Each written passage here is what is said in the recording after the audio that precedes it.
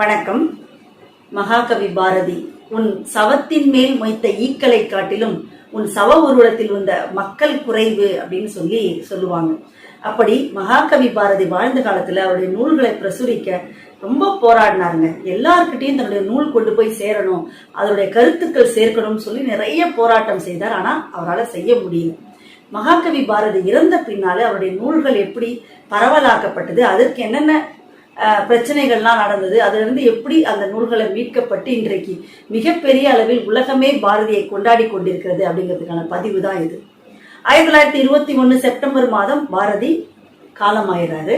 அவர் இறந்த அதே மாசத்துல தீரர் சத்தியமூர்த்தி ஐயா அவர்கள் பாரதியோட நூல்களை பிரசுரிக்கணும், மக்கள் அதுக்கு நிறைய ஆதரவு கொடுங்க, அதுல இருந்து வர பணத்துல இருந்து அவங்க குடும்பத்துக்கு ஏதாவது உதவலாம் அப்படின்னு சொல்லி ஒரு கமிட்டியை போடுறாரு. அதே ஆண்டுல சில நண்பர்கள் ஒரு உதவி தொகை செய்யறாங்க. மக்கள் எல்லாம் முன்பணமா 12 ரூபாய் அனுப்புறாங்க. புக்கு வெளியில வந்தோடனே கொடுங்க அப்படின்னு சொல்லி 12 ரூபாய் அனுப்புறாங்க. 12 ரூபாங்கிறது அந்த காலத்துல பெரிய தொகை. அதே மாதிரி திலகனுடைய ஸ்வராஜ்ய நிதி, அதுல இருந்து ஒரு 1000 ரூபாய் கிடைக்குது.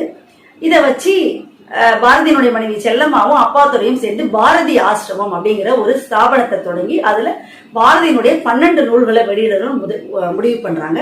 1922ல பாரதியினுடைய அந்த குயில் பாட்டு, கண்ணன் பாட்டு, பாரதி 66 அப்படின்ற நூல்கள் எல்லாம் வெளியிடப்படுது. ஆனாலும் என்னவாகுது, அது நிறைய விற்பனை ஆகல.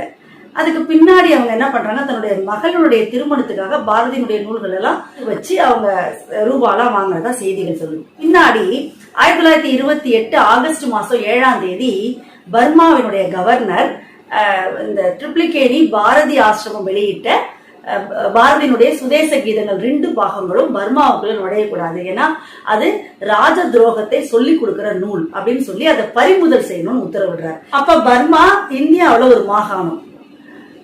இந்த பர்மா மாகாணம் போட்ட உத்தரவு 1928 செப்டம்பர் 11ஆம் தேதி இங்க சென்னையில அரசாங்க கெஜெட்ல வெளியிடுது. இதை தொடர்ந்து சென்னையில இருக்கக்கூடிய போலீசார் என்ன பண்றாங்க, இங்க இருக்கக்கூடிய கோர்ட்ல விண்ணப்பிச்சு ட்ரிப்ளிகேன்ல இருக்கக்கூடிய பாரதி ஆசிரமத்திலையும் மற்ற அவங்க பிரஸ், அந்த புத்தகங்கள் எங்கெல்லாம் இருக்கோ எல்லா இடத்தையுமே போய் சோதனை பண்ணி அது தேசிய கீதங்கள் அப்படிங்கிற புத்தகத்துல 2000 பிரதிகளை போலீசார் பறிமுதல் செய்திடுறாங்க. இபிகோ 99 செக்ஷன் படி இனிமேல் இந்த புத்தகத்தை விற்பனை செய்யக்கூடாது அப்படின்னு சொல்லி உத்தரவு வாங்கிடுறாங்க. இதை எதிர்த்து பாரதி ஆசிரமத்துல இருக்கவங்க அப்பீல் போறாங்க. இந்த விஷயத்த சட்டமன்ற உறுப்பினராக இருக்கக்கூடிய தீரர் சத்தியமூர்த்தி ஐயா அக்டோபர் மாசம் 8ஆம் தேதி கொண்டு வரார். அவர் என்ன சொல்றாரு, இந்த மாதிரி காவல்துறையினுடைய நடவடிக்கையை கண்டிக்கணும், அதனால ஒரு விவாதத்துக்கு வைக்கணும் அப்படின்னு சொல்லி விவாதத்துக்கு கொண்டு வராரு. இந்த விஷயம் கோர்ட்ல இருக்கிறதுனால அந்த கோர்ட்ல நடக்கக்கூடிய அந்த செய்தியை நம்ம சட்டமன்றத்துல விவாதித்தா அது சட்டத்துக்கு புறம்பானதா இருக்குமா அப்படின்னு சொல்லி ரொம்ப யோசிக்கிறாங்க. அதனால இது கோர்ட்ல இருக்கிற செய்திகளை பேசாம பர்மா அரசு போட்ட உத்தரவுக்கு ஏன் இங்க இருக்கக்கூடிய காவல்துறை இந்த விஷயத்த கையில எடுத்துச்சின்னு வேணா பேசலாம். இந்த பிரச்சனை கோர்ட்ல இருக்கிறதுனால அந்த தவிர்த்து மற்ற விஷயங்களை பேசுங்கன்னு சொன்னதுனால சத்தியமூர்த்தியும் அவரை ஆதரிக்கிறவங்களும் என்ன பண்றாங்க அப்படின்னா அரசாங்கத்தினுடைய முட்டாள்தனத்தையும் பாரதி கவிதையினுடைய மேன்மையும் எடுத்து சொல்றாங்க. அது மட்டும் இல்லாம சில மாதங்களுக்கு முன்னாடி பாரதியினுடைய பாடல்களை அரசாங்க பள்ளிக்கூடங்கள் உட்பட எல்லா பள்ளிக்கூடங்களிலும் போதிக்கலாம், சர்க்காருக்கு ஆட்சேபனை இல்லை என்று கல்வி மந்திரி டாக்டர் சுப்ராயன் சட்டசபையில பதிலளித்திருக்கிறார். அப்படி இருக்கும்போது இதே மந்திரி சபையில இருக்கக்கூடிய போலீஸ் இதை செய்யலாமா அப்படின்னு சத்தியமூர்த்தி வாதிடுறார். அது மட்டும் இல்லாம பாரதியினுடைய அந்த பாடல் நூலை ஒண்ணு கையில எடுத்துட்டு அதுல இருக்கக்கூடிய வந்தே மாதரம் என்போம், செந்தமிழ் நாடெனும் போதினிலே இன்ப தேன்வந்து பாயுது காதலிலே, வீர சுதந்திரம் வேண்டி நின்றார், யாமறிந்த மொழிகளிலே தமிழ் மொழி போல் இனிதாவது எங்கும் காணோம் என்று இந்த பாடல்களை எல்லாம் படிச்சு காட்டி இதுல என்ன சார் தவறு இருக்கு, இதுல என்ன சார் இருக்கு, தேசத்து மேல பக்தி வைங்கன்னு சொல்றது குற்றமா, டென்னிஸ் பிளேக் கீட்ஸ் பாடல்கள் இருப்பது மாதிரிதானே பாரதி பாடல்கள் கூட உணர்ச்சி இருக்குது. இன்னும் கேட்டா அவங்க தேசத்தை மட்டும் தான் பாடுறாங்க. பாரதி நம்ம தேசம் மட்டும் வாழணும்னு சொல்லல, உலகம் முழுக்க அத்தனை பேரும் செழிப்பா இருக்கணும்னு சொல்லியிருக்காங்க. இந்த மாதிரி பாடல்களை நீங்க பறிமுதல் செய்யலாமா அப்படின்னு சொல்றாரு. இப்படிப்பட்ட பாடல்களை போலீசார் பறிமுதல் செய்தது தமிழ் இலக்கியத்துக்கு சவால், தமிழ தாய்மொழியா கொண்டவங்களுக்கு எல்லாம் சவால், சுதந்திர சிந்தனையையும் தேசபக்தியையும் போற்றக்கூடிய மக்களுக்கெல்லாம் சவாலுங்க.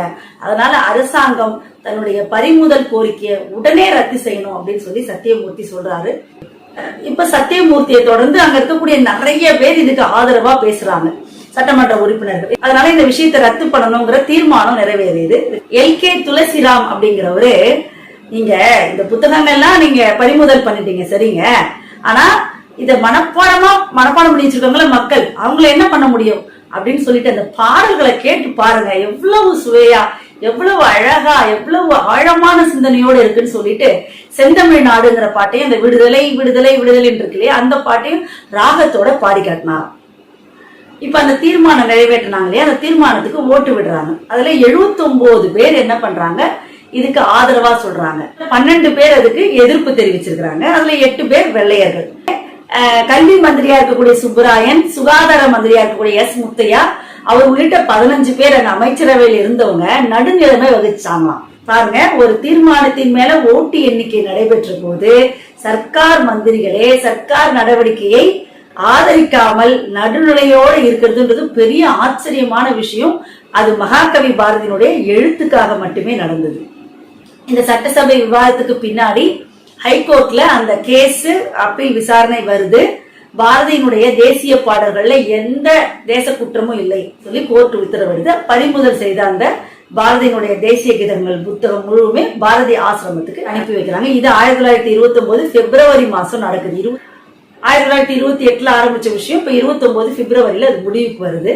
இதுல என்ன சிறப்பு அப்படின்னா, இதுக்கு முன்னாடி கொஞ்சம் குறைவாக விற்பனை செய்த மகாகவியினுடைய நூல்கள் இந்த கேஸுக்கு பின்னாடி, இந்த பறிமுதல் செய்யப்பட்டதுக்கு பின்னாடி அதிக அளவுல விற்பனை ஆச்சா. ஏன்னா இதுவே ஒரு மிகப்பெரிய விளம்பரமா மாறிடுச்சு.